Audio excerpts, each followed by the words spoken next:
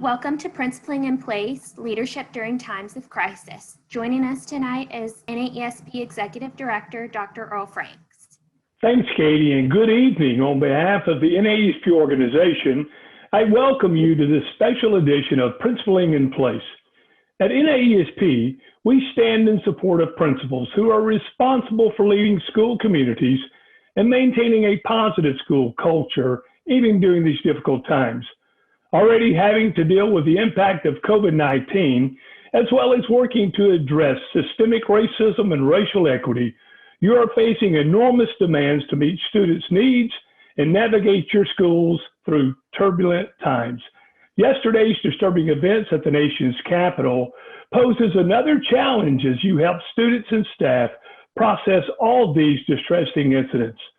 As always, NAESP is committed to supporting you and your colleagues as you work through these challenges, identify teachable moments, and help your students, faculty, and staff deal with these difficult issues.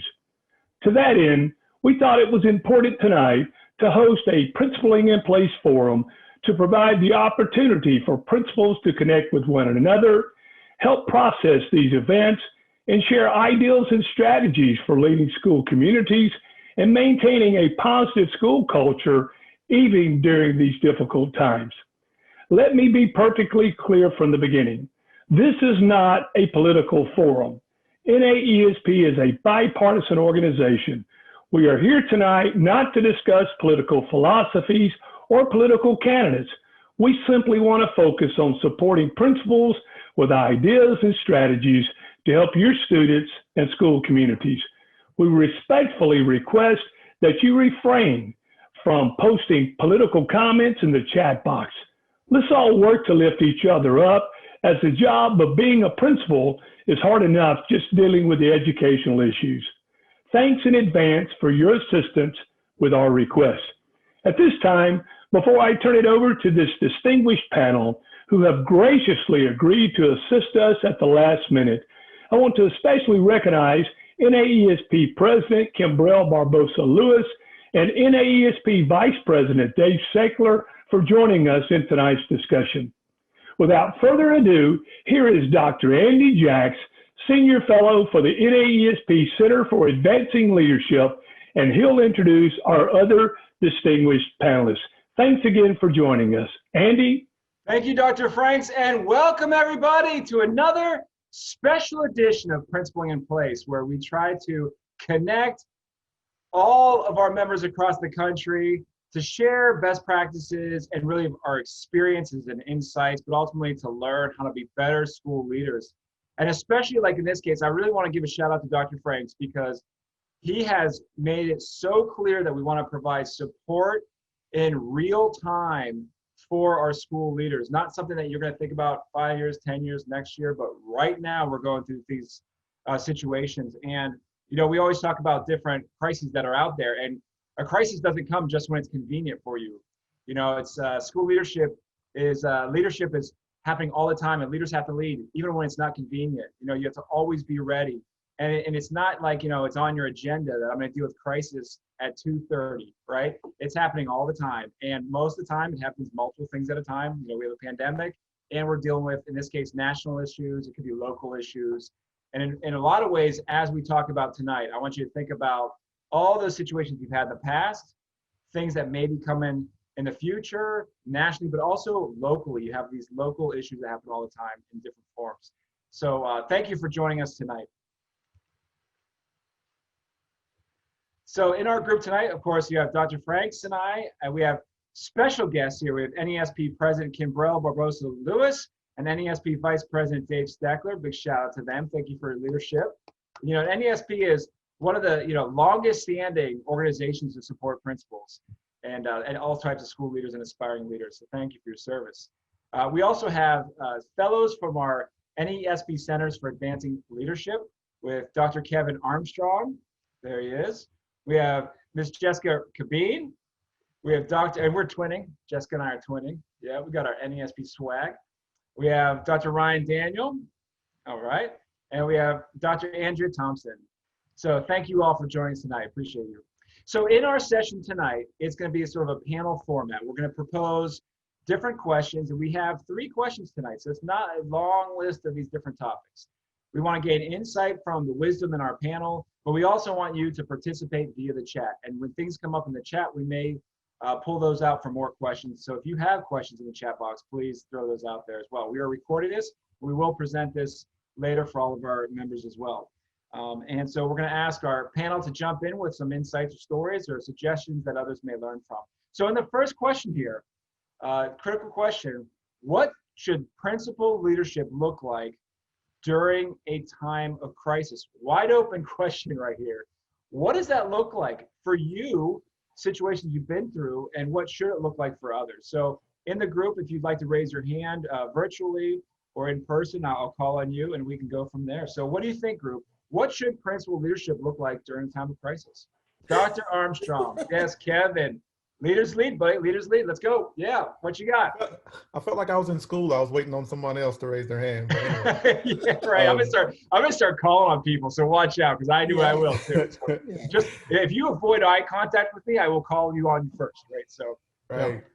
Yeah. I just believe that that we're already the Kevin Costners. You know, we're already the bodyguards, and I feel like during times of crisis, you really have to ramp everything up. Today was actually our first day back for the second semester. So we were watching all of this unfold yesterday and trying to start school, and to have kids back and have them back on their first day. And the first day, you know, we're treating it, you know, I mean, like we're in triage as if we had a death, you know, in our building. And we were really struggling with how to face today. This morning, we knew that kids were going to have questions. We knew that parents didn't want us to answer the questions in some cases. And so I just feel like, you know, you really have to ramp up the support. You really have to ramp up the empathy. And you really have to be there for your faculty and staff, for your kids, obviously, and then for your community, because everyone is struggling no matter what the crisis is. And you just really have to step up and be there for your family even more than we do on a day-to-day basis. Yeah, that's an excellent point. I love that analogy, the bodyguard. Thank you. Let's go with Kimbrell. Thanks. So the first thing that I thought of was acknowledge that it is a crisis. This isn't a singular event that only affected a certain part of the country or in a city, a certain sector of the city, a certain population, or even just your school. Acknowledge that this is a serious crisis and that it affects every individual differently and even age groups of students differently. So you really have to delve into how should I address this with my students, with my faculty, and then for myself as a leader. What leadership do I need to pull upon? I am old enough that I was a young beginning teacher when 9/11 happened.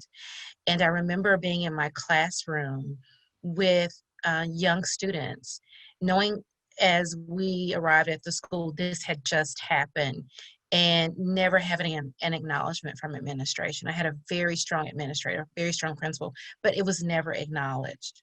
And so that night, as a young new teacher, I had to figure out, how can I talk to 6-year-olds about what happened? Because they're going to have questions. And that's the first thing, to drop what you're doing. Find resources, acknowledge that there's a serious crisis that affects everyone and affects everyone differently, and look for those resources. Yeah, that's a great point. You can't just ignore these things, right? It's right. Everyone's thinking about it. You can't just pretend they're not there. Thank you, Kimbrell. Ryan. I definitely agree. I think the biggest thing for principal leadership right now during the time of crisis is to be visible, is to acknowledge, you know, what is happening around our students, around our school community, helping parents kind of guide the conversation. One of the things that I did yesterday is that I sent the email to my staff first, acknowledging what's happening. I care about your feelings. We are in this together, and then made the decision for our students for today that we would still continue school, but we would pivot a little bit, right? So right now, principal leadership during the time of crisis, like really being flexible and making those decisions that are the best for your community, and letting them know that, you know, we're going to acknowledge the elephant in the room, right? We're going to talk about it, and we're going to talk about it to a level in which our students understand it and they're able to process it, but we're not going to force it on them. So I made it clear to our families when I sent the message to them that if you need the day is yours to take for your own mental health. And so I think that empathy part that Kevin talked about is really important as a leader right now, having empathy, you know, putting your own biases and your own beliefs to the side and recognizing that there is a bigger and higher calling in this moment. And that's courageous leadership, because there's a risk when you do that, you know, in your mind as a leader sometimes. And I remember this when I first started being a principal, that like, okay, if I say something like that, everyone's going to call off, you know, but they don't, right? They don't, they understand. And if they need to, you know, they'll take you up on it. But the reality is people just appreciate the fact that you care about them in that way. That's such great advice. Jessica. Well, I'm just impressed with Kevin, Kimbrell, and Ryan in front of us. I mean, each of the attributes that they've already shared, I'm going to go with vulnerability. I think it's okay. I'm just going to be honest. I don't know the answers. And I think sometimes school leaders think that they need to come in to a crisis to have a huge plan, all prepared, know exactly what to say. And it's okay to say, I don't know the answers, but I'm here to listen. I'm going to show up. And Kimbrell, that was so powerful, because what your leader didn't do, you remembered. And I think that's the one thing that as your aspiring leader or a current leader, probably one of the worst things we could do right now is not do anything. I think just like for us, it took me, Gracie laughed at me earlier, it took me 6 hours to write my Friday Focus today, to acknowledge, to put words together. And finally it just started with, I don't know exactly what to say, but I will say I'm here to listen to our students, our families, our communities. Here's some resources, NAESP, if you got the information today, the resources that they cultivated for you and curated are fantastic. And so I know a lot of us are trying to figure out how to bring kids back into our buildings. It was such a blessing to see that email come through, to know that our organization had already pulled all these resources together that we could then share out with our community without having to look for a lot of different things. So just being open with your staff to say, I'm here and I'm learning with you has been really beneficial for me in the season. Yeah, I think you're right. I think that idea of not having to have all the answers, right? I think you put so much pressure on yourself as a leader to just fix everything and tell everyone what they need. It's more complicated than that. Any of our other panelists want to make a comment? Dave, what do you think about this? Yeah, Andy, I just wanted to kind of echo what Jessica had to say. You know, yesterday, I check out with a few students at the end of the day, and I happen to have my TV on, not thinking I should shut it off, but I didn't. And one of the boys was kind of asking me what's going on, and it kind of put me in a perspective of, this is an opportunity for me just to be there and listen and to learn on how he feels, and as well as the other student, and have a conversation and talk about it, and talk about really what type of models we need to be as people. And so I guess just to kind of just branch off what Jessica talked, I think, I didn't have the answers for them, but what I did is I listened to them and provided them reassurance that, hey, we're going to be back in school tomorrow. We'll talk about this. Maybe I'll have a little bit more to share with you. Yeah, that's a great point. Thank you, Dave. Andrea, what do you think? For me, I know that they are looking to see how calm I am. So I try to remain calm because they follow your lead. And if you want to cry later on, you go in the office, do your regular cry, dry your eyes and come out. But you kind of have to be that rock for them. They want time to talk. We have to also remember that many times the teachers that we're asking to be strong for students, they themselves need somebody to be strong for them. So usually for me, I try to get to work extremely early in the mornings to give those who want to come in early and talk an opportunity to do so. But I do believe that whenever we have crisis, I am a strong advocate for social emotional learning, SEL. And I believe that we need to look at the students' developmental ages, because for some children, it's more about the emotions and giving them the mindfulness activities to use. So we should, as leaders at this moment, send out a list of strategies for our teachers to use as they themselves are hurting and they're helping to hold up their students. Give them the strategies that they need to use as the children become more aware of their feelings, manage their emotions.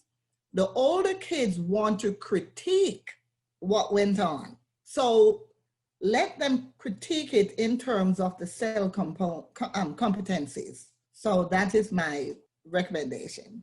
Thank you, Andrea. And I think that's a great point. Is there's so many things that we recommend that teachers do for their students that it's great advice for us to do for our staff and our communities.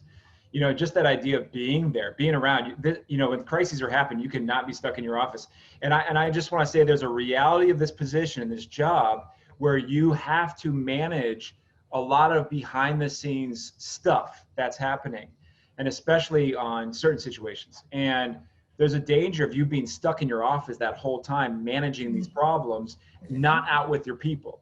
And so really trying to find a way to sort of balance those little tasks, delegate what you can. You have to do certain things, but then also get with as many people as you can all the time so that you sort of get the pulse of the organization and how people are doing.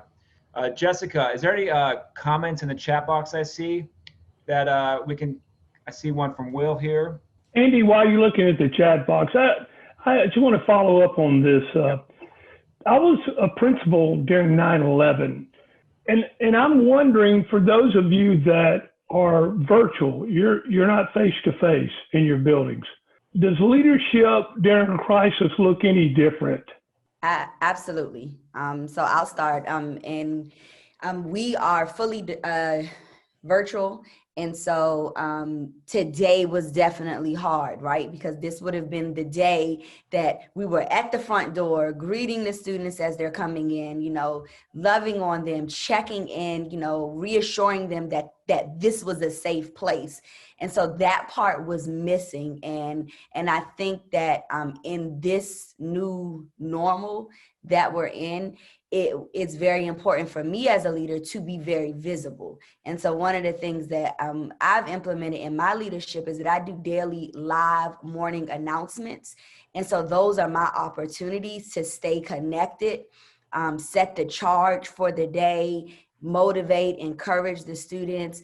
And in particular today, this morning, I used that as an opportunity to have that conversation with our champions and, discuss what was going on, answer the questions, allow them to talk and process. And even deeper for my community, I serve a very high English language learner population. So for my families, their families, their parents, they fought to bring them over here for the American dream. And then here we are, there's so much uncertainty and they're not really understanding what's going on.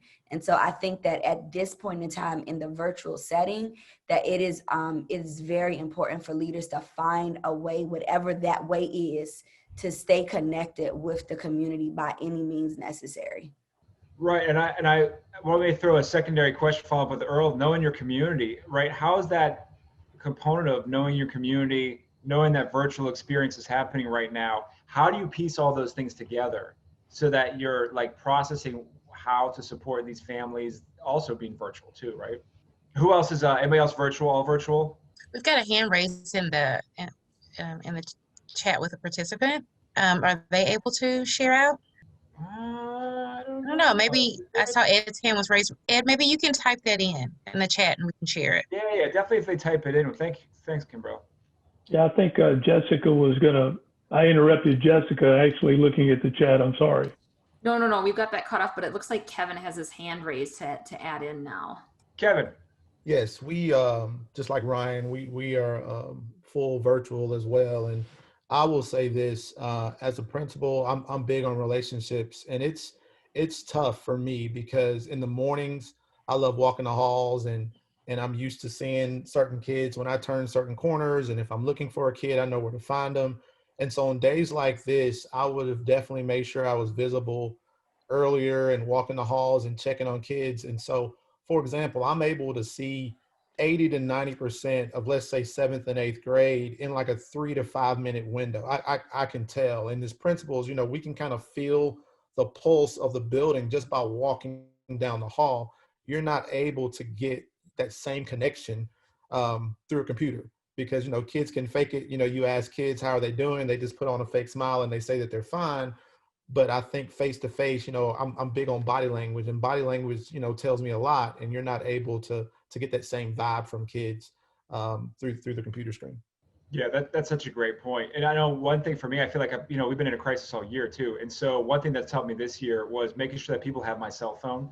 And I've had more texts and cell phone calls at all times a day. And I gotta be honest, I love it. I absolutely love it. I feel in some ways more connected to some of my staff now, although the Bitmojis have gotten out of control, the Bitmoji conversations back and forth on text, but just being there, even that little things and checking on that little quick phone call and text, that goes a long way with people if you're all virtual. And just to piggyback on that, Andy, I agree. I've heard from my staff that they have felt more connected as a staff since the pandemic, since all of the crises that we have, had to endure. And it's because we have been so intentional about staying connected. And just yesterday in our staff meeting, I did the start, stop, continue protocol with them. And one of the things that they said that whatever happens after today, one of the things we want to continue is just the connection that we have as a staff. But then a part of that, I think in this leadership right now during the crisis, as a leader, you have to be willing to bend some of the protocols and systems and structures that you had in place before. So I used to be don't text me, I need to talk to you if you're not going to be somewhere, if you're not doing something. That goes out the window right now, right? Because they're people. And we're all dealing with the crisis in so many different ways and so many different crises. So I think it's really important as leaders that, just like Kevin and I both, we are relationship people. So finding ways to still stay connected and build those relationships with your staff because they are the front line right now. Thank you. Great point. Jessica, if there's comments specifically on this question, because I know there's some stuff coming up. Yep. That's going to dive into the next question about strategies. All right. And I was just going to add just 2 more things about that creative way to connect, and just piggybacking off of Kevin and Ryan. But in May, after the murder of George Floyd, I live in Minnesota, and we were all virtual. And the thought of not being able to connect with our middle schoolers in that season was really challenging. And I kind of like how Ryan said, sometimes the leaders bend rules a little bit, and fortunate to live in the community that I lead in. And so I was able to go to a march, a 3-hour march in our community. And I had no idea how meaningful it was going to be for the students to see me there marching with them. Now, socially distant, masks on, everything else, but the fact that I showed up on a Sunday for 3 hours to be with them and to listen to them and to see them. At that point, it had been almost a month and a half, and I hadn't seen some of our students face to face. It meant a lot. And so being creative, maybe connecting with churches or organizations within the community to offer resources if our kids are connecting with them, or sports, if there's other ways that we can offer ways for them to find adults to express their emotions if they're not connecting virtually. At a middle school, we're having a really hard time getting our kids to log into meetings and to be engaged with us. So if we can reach out to other partners. And one other thing we did when we were transitioning back from virtual learning last spring was we offered listening sessions. And so I just opened up Zoom calls and just said, hey, I'm going to be available at this time. No camera on. You can use the chat function. And it was a really, for them, a safe way to just ask questions about what school might look like as they returned, or for some of them coming into the middle school. So just trying to offer a couple other ideas for leaders and how to continue to make those connections with students in the community in this virtual setting. You know, and we're gonna get some of these chat boxes here, but I think we're all gonna piggyback off each other because we all like are in sync, right? You know, when I marched this summer too, I felt that you got to be where your people are. You know, like if your people need you and they're there, you got to be there. And I didn't make a big public scene out of it. It was more of just being there for, you know, your staff or your families, whatever that may be. But that's something to think about, right? Like, who needs you, and are you there, or you're not there for them when they need you? All right, in the chat box, there are some great comments, you guys. There are some great involvement here. Anything stick out, Jessica, you're looking at before, or anybody else? Kimberly, you guys see anything in there? Everyone really loves listening sessions. And I saw a great comment about going into it being virtual, going into each class to check in with them, and just scheduling that right after it happened. I'm trying to go back and find it so I can tell you who said it, because it was such a great idea. If that was you, put your name in chat and say it was me. But just checking in. I thought that was a great idea, because they see your presence. And for you to go into that classroom during a crisis and say, hey, it's Principal Lewis. I just want to see how you are. Giving them just their voice for that few moments, just to say, because you won't get to see them in person. And even if that's not the first day, making a short schedule of how to get around through that week will be valuable to the students and the teachers. There's a comment earlier, Kim made a comment about, you know, no matter what your party affiliation, the teachable moment in this crisis, that words matter, rules matter, character matters, social media matters. And I think that idea as leader is how you convey your integrity during these situations is very visible, and people see what you do and how you react to that. Kim, great point. Thank you. All right, yeah, so let's get into our next question. I think a lot of these next comments in the chat box are right along these lines. So what are some effective strategies that you have in place in your schools to help you lead through a crisis? Please keep adding more in the chat box. So panelists, let's talk about, like, you know, we talked last about the sort of characteristics and just sort of generalities of things. What specific things will you do, have you done, maybe not this crisis, but other crises that you've had in the past that would be good lessons for the rest of us? And you can either raise your hand or, you know, do some jumping jacks and I'll find you. Who haven't we heard from a little bit? Dave, you are a wise leader, my man. So what do you think? You know, I think two things in this situation that occurred yesterday. I think when I look at it and I reflect on it, the first thing that comes to my mind is the inspiration to see an opportunity in everything, you know. And I guess from what had happened, okay, what opportunities is that giving me right now that I need to move forward with to help our people? And the second thing I really kind of thought about was trust to work with a general purpose. And what I mean by that is looking out for the needs of others. And I think when we look at what happened, there are a lot of people hurting, and basically just looking out for the needs of others. Thanks, Dave. That's such a great servant leadership component there. Thank you. Just yes, Brian. Yes. Just to double back on that, just even that servant leadership.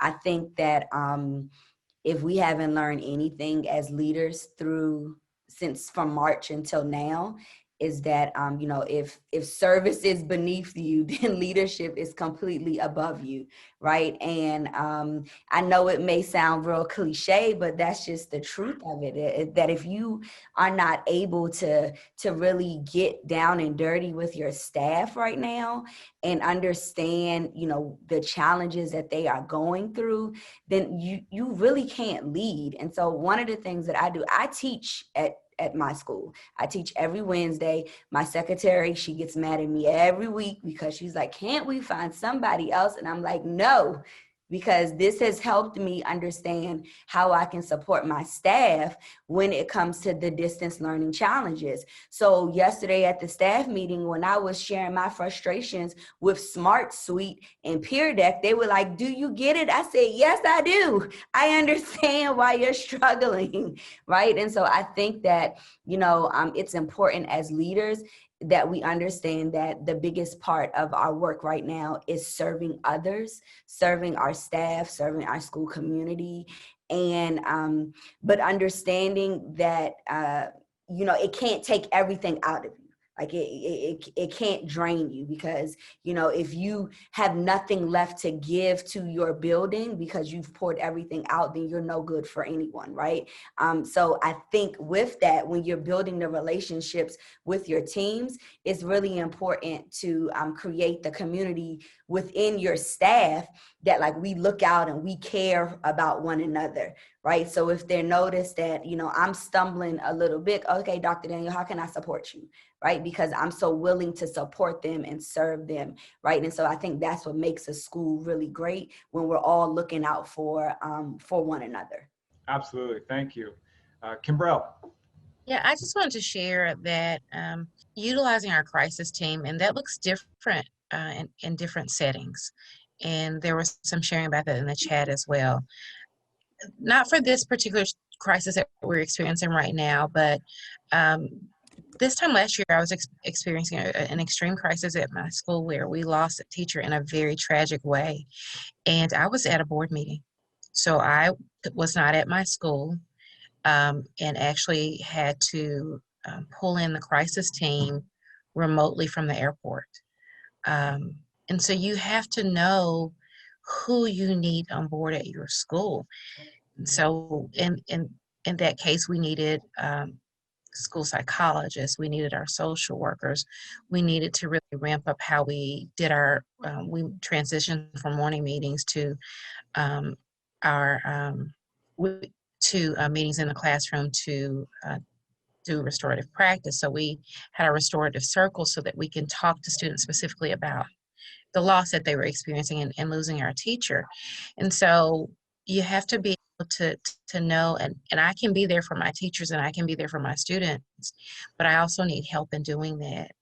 And so I remember just from the airport and from board meetings, I called my staff and did a meeting. I had a meeting with my staff virtually so that I could just hear from them and let them know that even though I couldn't be present, that I am there. And I just did constant check-ins, but I had to have my crisis team to be there. And there were times that we've had crises that I've gone into the classroom, as Ryan mentioned, and I became the teacher. So that teacher who was suffering from that loss could leave or could go to talk to another team member. We also have a room for teachers where it's a reset room for the teachers. So when students need a reset, they have a reset place, but our teachers also have a comfortable room to go into reset.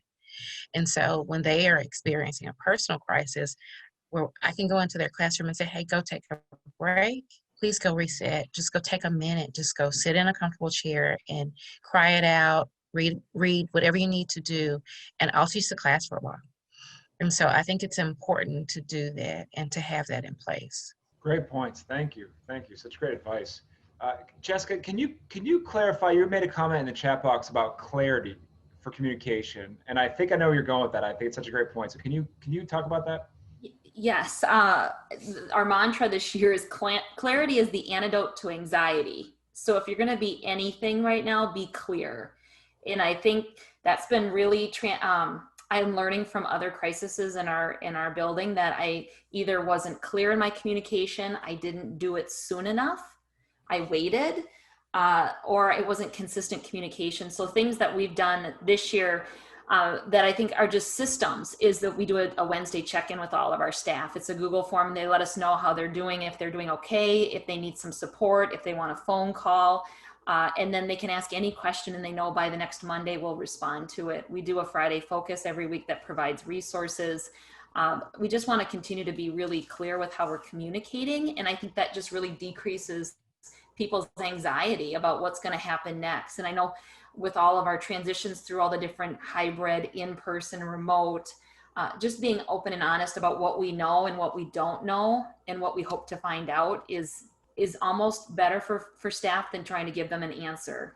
So sometimes just saying, hey, I don't know this yet, but here's what we do know. Those are just some strategies that have been helpful. And I think in a crisis, that's important too. Like, this is the information that we have.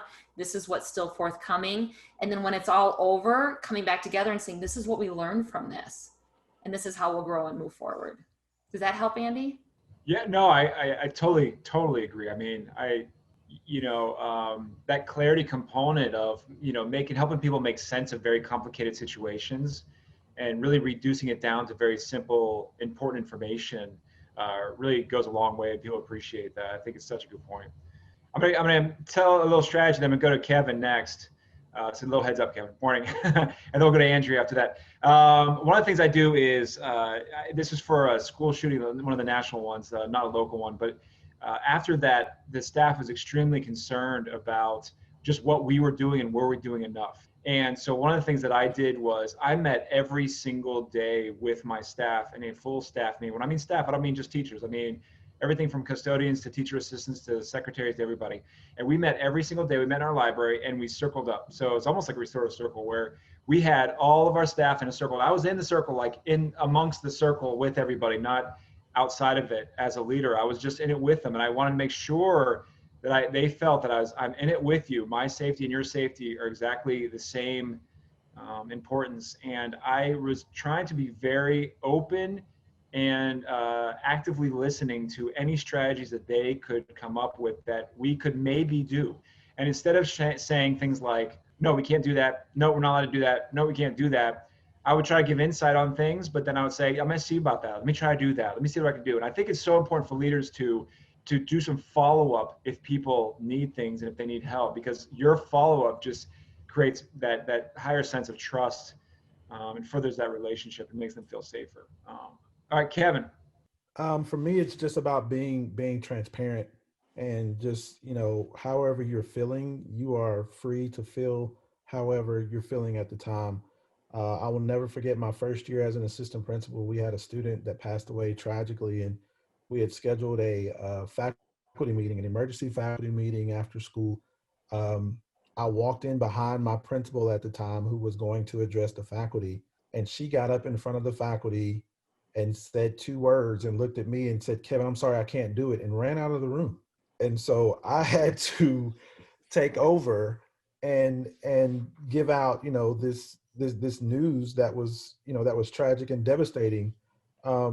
I feel like our faculty is not going to trust us until we trust them. And so we have to be vulnerable.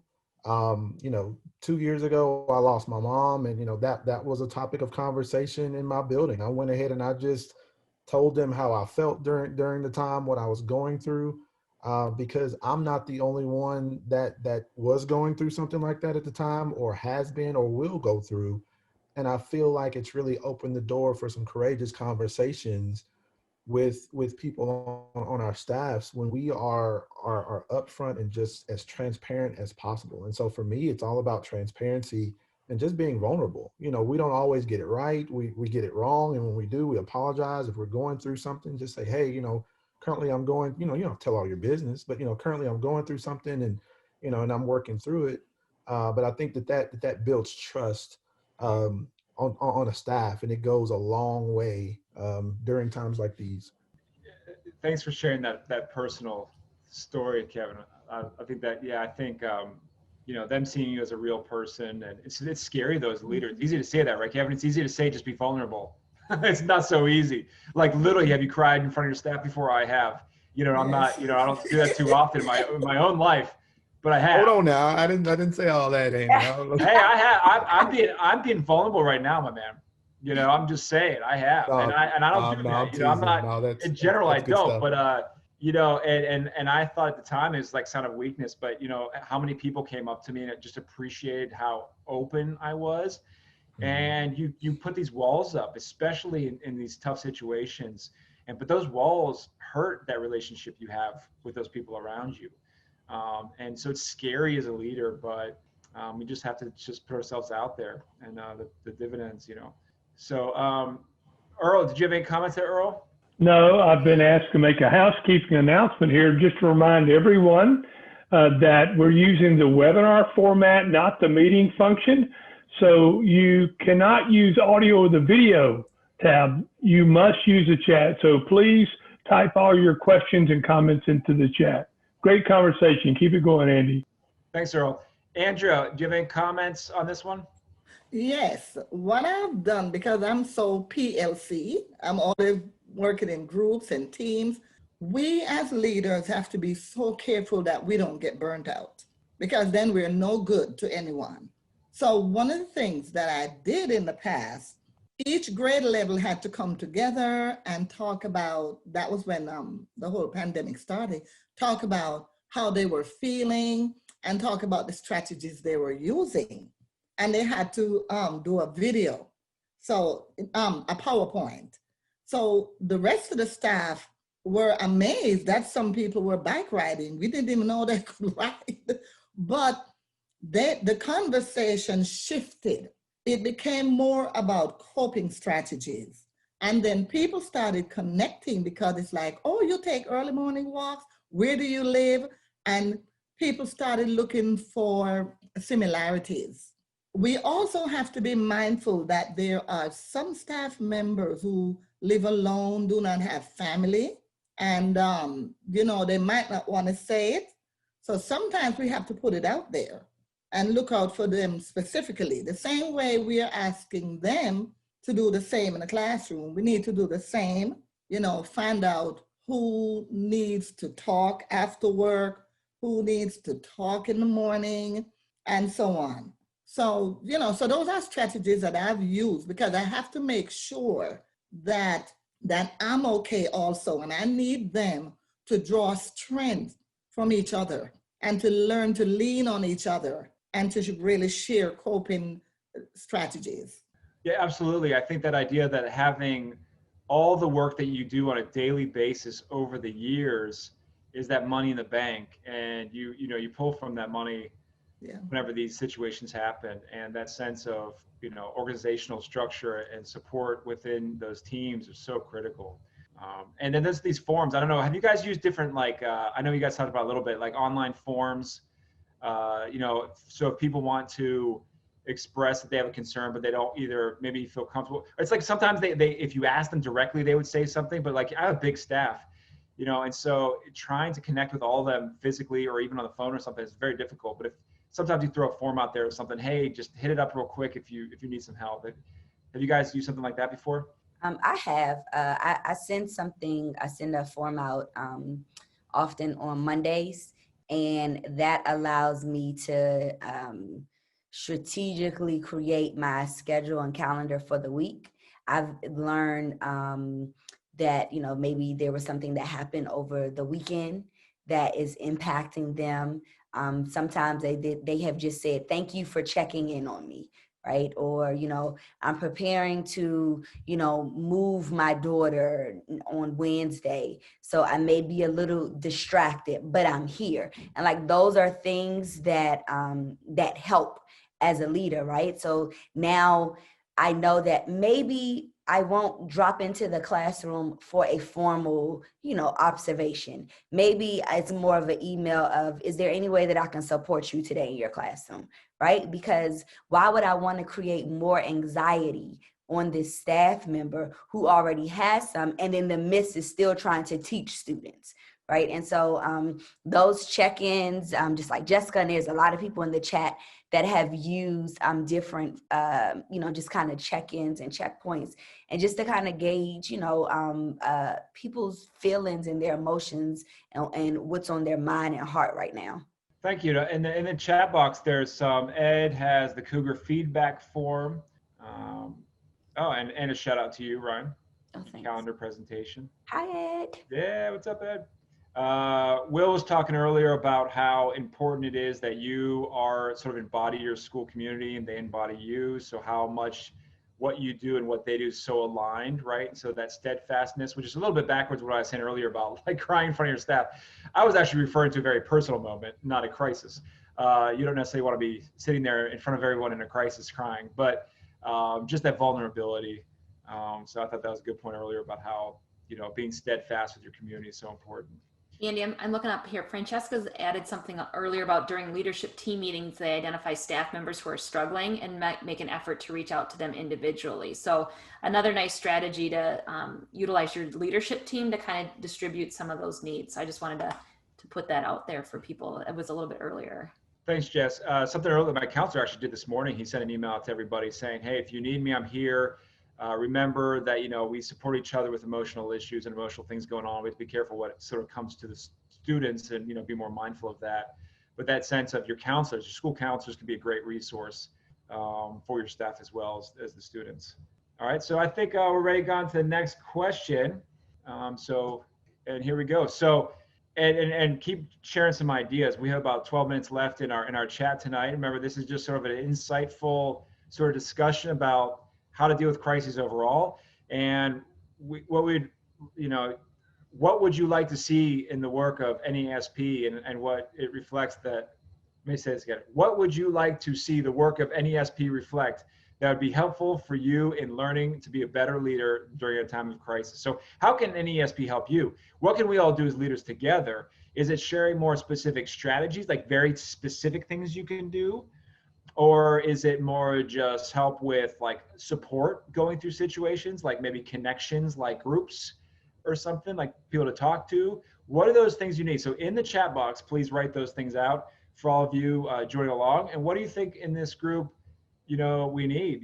Is it something that we need more of an ongoing basis? Like something that really hit me was yesterday, as all this stuff was going on for us. I mean, we're close here. So, and actually a bunch of this panel is pretty close to DC. We have family involved. We have friends involved right in the middle of the situation. And as we were doing that, I'm in a school Zoom meeting with my community and my staff working on a diversity and equity committee, something that we've been working on for a little while now. And what my parents appreciate is that, we're walking the walk. We're not just talking the talk, that we're actually doing the work to try to make our school better.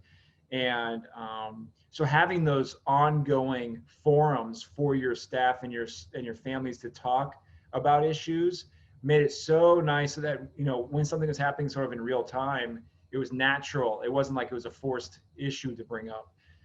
So that was just a little story on my end. So what do you guys think? What are some ways that you see in the chat box or ways that you think that we could help across the country? In the chat, they definitely want panels and peer groups and just continuing the conversation and having this dialogue. And I like Nancy's idea of having questions as conversation starters. So providing leaders with, questions to kind of get the conversation started in maybe staff meetings, parent meetings, or then even with their student meetings. I see Ed and Susan both talked about the power of the connections with other principals in your district. Yes. And if you're a smaller district, I know it's tougher, so you have to have that larger network out there. If you don't have one to connect to, you have a bunch of people in this panel and in this chat box that I know for a fact will be there for you if you ever need us. We lean on people. We're there for you. And in our district, we had talked about in our principal group how much Sue and Cindy and all these groups in my little principal cohort locally here, how much we've grown so much more connected during this time because we need each other. Well, that's a really good point, Andy. And I like how people are putting their Twitter handles in the chat as well. And I think that might just be a gentle reminder to all of us. If you haven't connected with another leader today, do it tomorrow. Check in on your colleagues. It helps you as much as it helps them. Just reach out, send a text, send a message. This is a really hard job as it is. And in this season, it can be really lonely and isolating. So make sure that you're doing that because it's really beneficial. Poor Kevin, I think, had like 8 texts for me today. I don't know. Maybe 7, Kevin. I lost track. No, but the power of this organization is that you can get like real discussion with people that are going through the same thing, but in a much different location, which I find that to be helpful sometimes. It's like, it's the same but different kind of conversation, right? And so you can actually get people on the phone and talk to them about this issue. So if you don't have those people locally, we definitely are around. As we have about 8 minutes here, you guys. So what are some other ways, that we can think about, either supporting our school, supporting each other during these crises? What do you guys think? One of the ways I think is just kind of what we have done today of acting in real time, right away, having those conversations, drawing on leaders that lead so many different populations, different parts of the world, right? You know, what Jessica is experiencing, you know, is very different than what I am experiencing right here in the nation's capital, right? And so, you know, it's definitely, I think it has been beneficial to, like you said, Andy, we've now created this network of people and of other leaders that I know that I can call on any of them at any moment in time. You know, Twitter has given us an opportunity to connect and engage with one another. Just last night, as I was thinking and strategizing on how to lead today, I was flooded with, you know, responses and replies and tags to different resources within less than 30 minutes, right? And then my network just grew even more. And so I think that if we can continue these opportunities to make it relevant, because I think when we've made things relevant for what leaders are experiencing at the moment, that has drawn in the engagement and the interest and the excitement. Right, and there's a lot of like negativity that can come on social media, but you have to stay positive, right? There are so many positive people that want to connect with positive people. You put positive things out there, you will get more in return. Do you have anybody in the chat? So anybody that's following along, do you have any questions for us or things you'd like us to talk about? Feel free to go put them in the chat now. And any of the panelists, if you see something, please shout out what that may be. Oh, good comment. Ed, the principal job's a lonely job. You know, we need each other. We need each other. And just, you know, talk about uplifting. He made a comment about, you know, we need each other to uplift each other. I think we're all having those moments all the time right now. And that idea that, you know, we can do this and we can do this together. We'll get through it. There'll be another crisis down the road that we'll get to. We'll get through this one. And in some ways, as a school, we'll be stronger for it, you know, and, you know, you do this the right way and you actually build relationships through tough times. You know, things are tough now, but that challenge just strengthens you, right? That struggle strengthens you, that challenge changes you, those kinds of things. Andy, did you see what Will just said? I believe that NASEP can begin to build a playbook. We have a playbook. Hey, Will, you're reading our mind. Gracie. Gracie. So, Gracie, I don't know, we have about 5 minutes, so this is a perfect timing to talk about some different resources for NASP. So, Gracie, can you chime in and talk about that professional learning playbook and how we're going to provide resources in real time for our members this year? I was just putting in the chat that we held the playbook. It usually goes out on like today, the second or first Tuesday of every month or Thursday of every month. We held it today so we could put this recording in it. Thank you, Kaylin Tucker, for that catch and good ideas. So we're going to be sending it out on Saturday, and it should include this recording, and we'll try to include some of the resources or the resources that were in the chat box. I tried to save the chat tonight, and so we'll include some of those too, but you should be receiving that monthly, and that we're just trying to give you a good snapshot professional learning and what's coming up at NAESP that might be of interest to you. If you missed a webinar, there's an encore link to see the recording, and we'll continue to try to give you some resources, you know, like in real time, and really appreciate the suggestions tonight.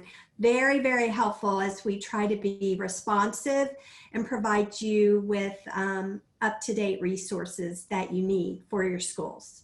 Thank you, Gracie. And if people have these resources, what's the best way to feed that to us? Is that right to you directly? Is it someplace? Yeah, they can email me directly. You know, I'm just gbranch at nasp.org. Or any of the fellows for our Centers for Advancing Leadership, we put all of their contact information along with our own in the professional learning playbook. So you should have all of that information at your fingertips if you want to get a hold of us. Send in an idea, that would be great. And Gracie, you'll turn around usually and you send the information back to the people who registered for the webinar tonight. So if you're in it tonight, you'll get the resources from this evening's event. Yeah, Absolutely. Thank you, Gracie. All right, we're going to wrap up here in a second. Let me hear from Dave and then Kimbrell, and then we're going to finish with Dr. Franks. I need some final words. I just want to appreciate everyone for being on this group tonight. Dave, what do you think? You know, this is awesome. I think it definitely, when we talk about one of the things that, well, the last reflection piece was, you know, what can we do? What can NASP do to support? I just think, you know, in a crisis like this, in any crisis like this, just having opportunities to talk and opportunities to listen to each other, opportunities to develop relationships, I think definitely brings people together. So when we look at the division maybe we have going on at the moment, the more that we can provide, where we have conversations and bringing people together, I think is healthy. Thank you. Thank you. Kimbrell. I just want to start by thanking each of you for your dedication and your commitment through leadership. It makes all of the difference for your staff, your students, and also for us. For me, you all as members of NASP and these panelists and the board members, it makes a tremendous impact on my life. And I want you to know, just having these conversations changes everything. Last night, I was heavily weighed down. And gained a lot of insight through dialogue and just being able to have some relief through changes that we can do together. We always have options to make changes to what is tragic. And so I want to thank you all for being such an instrumental part of that. Thank you, Kimbrell. Dr. Franks? Thanks to everyone for joining us. Thanks to our outstanding panelists. Kudos to you. And Andy, I want to put the pressure on you. It's the 100th anniversary of NAESP. We're going to give away tonight 3 leading learning communities books. So you selected, Andy. Now the pressure's on. Give me 3 people, and they'll receive. This second, I'm gonna use the chat box. So I'm gonna leading learning communities. Our latest edition of that. Our third. I think it's our 3rd edition of that publication. Well, Seth just gets one. Seth Dowd gets one because he just threw a huge happy 100. That's an easy one. I saw Will sent something in there. Will, all right. Got another one. Last one. Francesca, awesome dialogue. Thanks, Francesca. Congratulations. Yeah. So, all right. Thank you, Dr. Franks. What a night. What a night. I agree. We're going through tough times, and we have these kind of conversations. It is so uplifting. And man, when you know you have people that have your back, you can get through anything. So thank you to all of our panelists. Thank you for all those that participated and through the chat box and watched us. We got this. We'll get through this together. Have a great night, everybody. Thanks, guys.